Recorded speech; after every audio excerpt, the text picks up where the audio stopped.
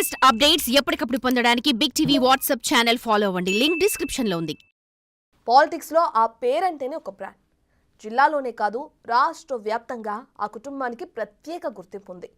దశాబ్దాలుగా రాజకీయాల్లో ఆ కుటుంబం కీలక పాత్ర పోషిస్తుంది. తమ సామాజిక వర్గం గణనీయంగా ఉన్న నియోజకవర్గాల్లో గెలుపోటములను వారు శాసిస్తుంటారు. దాదాపు ప్రతి నియోజకవర్గంలో వారి అభిమానులు కనిపిస్తారు. ఆ కుటుంబ వారసుడు గత ఎన్నికల్లో కూటమి విజయంలో తనదైన రోల్ పోషించారు. ఎన్నికల్లో పోటీకి అవకాశం దక్కని ఆ మాజీ ఎమ్మెల్యేకి ఇప్పుడు టీడీపీ సముచిత స్థానం ఇవ్వాలని నిర్ణయించిందట. ఇంతకీ ఎవరా లీడర్?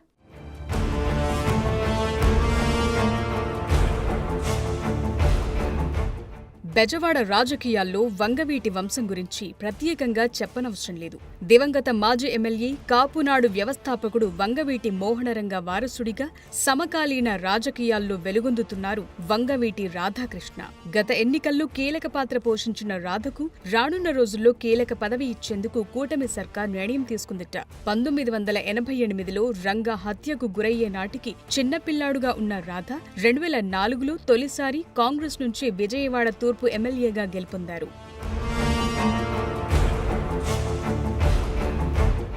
తరువాత మారిన రాజకీయ పరిణామాలతో రాధ వైసీపీలో చేరినప్పటికీ అక్కడ ఇమడలేక 2019 ఎన్నికల సమయంలో టీడీపీలో చేరారు. నాటి నుంచి ప్రతిపక్ష పార్టీలో ఉంటూ అనేక ఆటుపోట్లు, ఇబ్బందులు ఎదుర్కొన్నారు. మరోవైపు ఆయన్ను వైసీపీలోకి తీసుకెళ్లేందుకు మాజీ ఎమ్మెల్యేలు కొడాలి నాని, వల్లభనేని వంశీలు గట్టి ప్రయత్నమే చేశారు. అయినా కానీ రాధ మాత్రం తెలుగుదేశం పార్టీకి కట్టుబడి ఉన్నారు.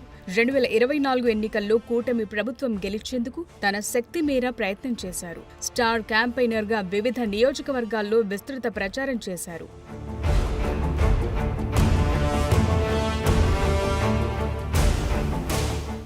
2019-2024 ఎన్నికల్లో నియోజకవర్గాల లెక్కలు కలిసిరాక టీడీపీ వంగవీటి రాధకు ఇవ్వలేకపోయింది.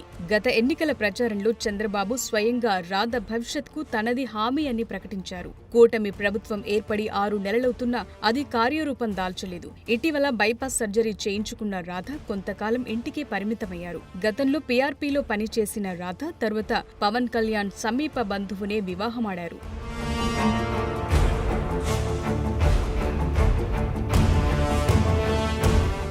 ఈ నేపథ్యంలో తెలుగుదేశం పార్టీ నుంచి రాజ్యసభ సభ్యత్వం కానీ, రాష్ట్ర కేబినెట్లో మంత్రి పదవి కానీ వస్తుందని వంగవీటి అభిమానులు ఎంతగానో ఎదురు చూశారు.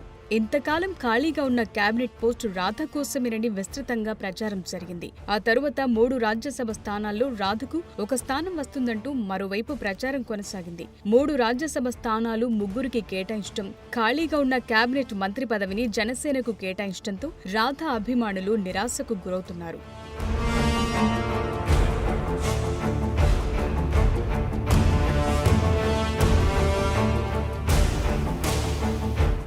తనకు ఎలాంటి ప్రాధాన్యత లభించకపోవడంతో సహజంగానే రాధ కూడా అసంతృప్తితో ఉన్నారని ప్రచారం జరుగుతోంది. అది గ్రహించిన ముఖ్యమంత్రి చంద్రబాబు నాయుడు ఆయన్ను పిలిపించుకుని సచివాలయంలో భేటీ అయ్యారు. చంద్రబాబుతో దాదాపుగా 20 నిమిషాల సేపు రాధ సమావేశమయ్యారు. రానున్న రోజుల్లో రాధకు ఎమ్మెల్సీ పదవిస్తానని చెప్పి చంద్రబాబు హామీ ఇచ్చినట్టు ఆయన అభిమానులు అంటున్నారు. అయితే రాధ మాత్రం ఎమ్మెల్సీతో పాటు మంత్రి పదవి కూడా ఇవ్వాలని కోరినట్టు సమాచారం. దానిపై నిర్ణయం తీసుకుందామని, ముందైతే ఎమ్మెల్సీ తీసుకోమని చంద్రబాబు సూచన చేసినట్లు తెలిసింది. రాధ మాత్రం మంత్రి పదవి కోసం గట్టిగానే పట్టుబట్టారట. ఆ క్రమంలో రాధ ఎమ్మెల్సీ పదవిపై చంద్రబాబు ఇచ్చిన హామీతో కొంత సంతృప్తి వ్యక్తం చేసిన మంత్రి పదవిపై క్లారిటీ రాకపోవడంతో అసంతృప్తితోనే ఉన్నారని ఆయన అనుచరులంటున్నారు. మరి వంగవీటి వారసుడికి చంద్రబాబు ఎలాంటి న్యాయం చేస్తారో కానీ త్వరలో ఎమ్మెల్సీ స్థానాలు ఖాళీ అవ్వనుండడంతో రాధ శాసనమండలి మెట్లెక్కటం ఖాయమంటున్నారు.